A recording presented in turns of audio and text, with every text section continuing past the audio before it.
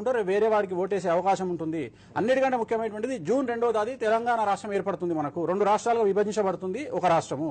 ఆనాటి నుండి తీసుకుంటే 13 సంవత్సరాల పాటు ప్రాంతీయ వారంగా బాగా గొడవలు జరిగే అవకాశం ఉంది రాష్ట్రాల్లో. అలాగే కేంద్రంలో కానీ తెలంగాణ రాష్ట్రంలో కానీ ఆంధ్ర రాష్ట్రంలో కానీ ఏర్పడ్డ ఏ ప్రభుత్వం కూడా 2017 సంవత్సరం ఎండింగ్ కల్లా ఉండేటువంటి పరిస్థితులు లేవు.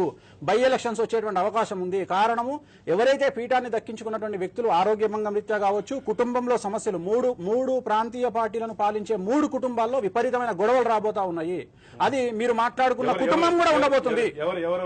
3 కుటుంబాలు సింపుల్ అండి. 3 కుటుంబాలు ఉన్నాయి మనకు. ఇప్పుడు వారు మాట్లాడిన టీఆర్ఎస్ ఒకటి, అంటే కేసీఆర్ గారి ఒకటి, రెండవది చిరంజీవి పవన్ కళ్యాణ్ జాతకరీత్యా వాళ్ళది, మూడవది షర్మిల గారిది.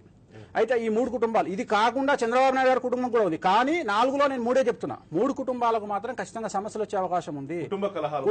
విపరీతమైన కుటుంబ కలహాల వల్ల ఆరోగ్య భంగం, నియతర ఆరోగ్య భంగం వల్ల మళ్లీ ఎలక్షన్స్ రావడము లేదా సీఎం మారేటువంటి అవకాశం 100% ఉంది.